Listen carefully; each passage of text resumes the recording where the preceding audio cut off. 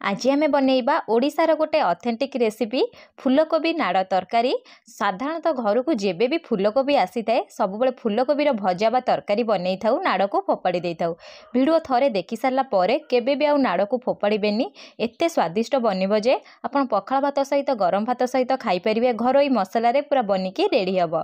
नमस्कार, प्रतिदिन रोसई को आपण मानकु अनेक अनेक स्वागत। आपण मानकु अनुरोध रहिला जदि चैनल रे नुआ अछंती प्लीज चैनल को सब्सक्राइब करनेबे। जदि वीडियोर किछि पार्ट पसंद आसीबो प्लीज गोटे लाइक करिवे। फेसबुक रे देखुथिले फॉलो तो निश्चय करिवे, ता सहित वीडियो को प्लीज गोटे लाइक करिवे। फूलकोबी नाड़र तरकारी बनैया पई एठी हमें कौन कौन परिबा यूज करिबा चलंतु देखि नबा। प्रथमे मु एठी गोटे फूलकोबीर नाड़ को नेइची, ता सहित गोटे बांगण एठी हमें यूज करिबा। एठी हमें यूज करिबा बिरी बड़ी जो हम घरे साधारणतः समस्त घरे थाए। ता सहित गोटे टमाटर नेइची, 4 रु 5 टी सारू नेइची, गोटे मूला एठी यूज करची। ता सहित हमें गोटे बड़ आलू नबा। परिबा को सब को भल से काटी नबा। एबे चलंतु फूलकोबीर नाड़ काटिबा। नाड़ काटिया पई प्रथमे हमें कोन करिया जो ता बाड़ी भरिया बाहरी थाए सेया को प्रथमे काटी नेबे। आउ गोटे कथा मन रखिथिबे, जदि आपन को कोबीर साग पसंद आपण ए तरकारी रे कोबीर साग देई परिबे। नहले एठी जो पत्र जो साग थाए ना ताकू कोन करिवे ना काढी नेबे। देखि पारुथिबे मु एठी काढी नउची। काढी नै सारला परे एठी आपन कोन करिवे ना छोट छोट पीस रे काटिबे। बेसी बड़ करिवेनी ना बेसी छोट करिवेनी, मीडियम साइज रे ही काटी के एठी रेडी कर नेबे। मु साग को काटी सारला परे नाड़ को मध्य काटिकरी गोटे साइड रे रखी नेबी। चलंतु गोटे मसला बनैबा, पूरा घरोई मसला रे बनिकी रेडी हबो। आ किछि भी गुंडा मसला एठी यूज करिवेनी। गोटे चमच मुठी देई दउची सोरिष, ता सहित एठी देई दबा आधा चमच जीरा, गोटे कंचा लंका को एठी देबे। देखिबे तरकारी रो बास्ना भल आसीबो, टेस्ट मध्य भल आसीबो। ता सहित एठी हमें देई दबा 6 रु 7 टी रसुण कोला को चोपा छड़ेकी, रसुण कोला टिके अधिका यूज करिवे, टेस्ट भल आसीबो। गोटे चमच सोरिष तेल देकी मसला पेसिबे। देखिबे बास्ना गोटे सोरिष तेल रो भल आसीबो। आधा चमच एठी हमें देई दबा हळदी गुंड, ता सहित स्वाद अनुसार लूण देई दबा। एतिकी देकी को कोन करे ना भल से पेस्ट बनै आनिबा। देखि पारुथिबे मु मसला पेस्ट पूरा रेडी करी नैची। आ कलर देखंतु पूरा परफेक्ट आसीची, ता सहित मसला पेस्ट रो गोटे बास्ना मध्य बढ़िया आसुची। एबे आमे कोन करिया ना गोटे कड़ई बसैबा। कड़ई रे देई दबा 2 चमच सोरिष तेल। तेल भल से गरम हो सारा पर एठी हमें कोन करिया जो बिरी बड़ी हमें यूज करथिले बड़ी को टिके भाजी नबा। जेतेबेले बड़ी भाजुछंती सबबेले फ्लेम को लो टू मीडियम रखिकी ही भाजिबे। जदि हाई करिवे कोन हबो ना ऊपर तो पोड़ी जिवो, बड़ी एते क्रिस्पी बनिबनी। देखंतु मु गोटे मिनिट भाजी नैची, तापर लो टू मीडियम फ्लेम रे गोटे मिनिट छाड़ी देबी। तापर जस्ट टिके लाइट ब्राउन कलर हबा जे बड़ी को भाजी नेबी। बड़ीर कलर चेंज हो गलानी, एतिकी ही भाजिबे। एबे आमे कोन करे ना बड़ी को काढिकरी गोटे बाउल रे रखी नबा। चलंतु से जो बळका तेल अछि तेल रे आमे कोन करे ना काटिकरी गोटे आलू को देई दबा। मुठी गोटे आलू को मीडियम पीस रे चोपा छड़ेई के काटिकी देई दउची। आलू को देई सरला परे गोटे मिनिट भाजी नेबे। भाजी नै सरला परे फ्लेम को लो करिकी कवर लगेई देबे। कवर लगेई 2 रु 3 मिनिट छाड़ी देबे। एठी 2 रु 3 मिनिट हेई गलानी। मु एठी कवर काढी नउची। आलू को आमे कोन करे ना जस्ट टिके एम्ति भाजी नबा। जेहेतु आलू सबुठारो अधिका समय लागि थाए सिझिबा पई, सेति पई मु एठी कोन करची ना आलू को प्रथमे भाजी नउची। एबे कोन करिया ना सारू यूज करिबा। सारू को मध्य भल से धोईकरी चोपा छड़ेई के काटी नैची। काटी सारला परे आकु देई दबा। सारू जेहेतु लाळुआ अंश थाए 1 रु 2 मिनिट एई परी भाजिबे। भाजी सारला परे कवर लगेई देबे। कवर लगे कि 2 मिनिट सिझिया पई छाड़ी देबे। मोठी 2 मिनिट हेई गलानी, कवर काढी देबी।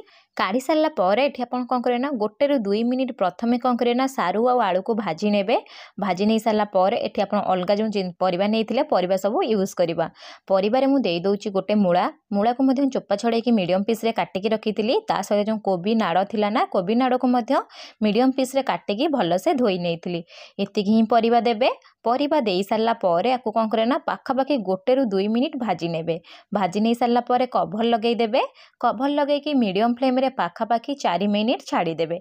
4 मिनिट हेई गलानी। आ जेतेबेले आपण कोबी नाड़ को भाजिबे ना कोबी नाड़ कोन हबो ना टिके जस्ट फुटिबा स्टार्ट करिवो। खड़खड़ टाइप रो आपण बहुत पानी मध्य बाहरिबो। सेपट देखिकी मीडियम फ्लेम रे ही भाजिबे। भाजी सारला परे देखंतु मु 1 मिनिट छाड़ी दउची।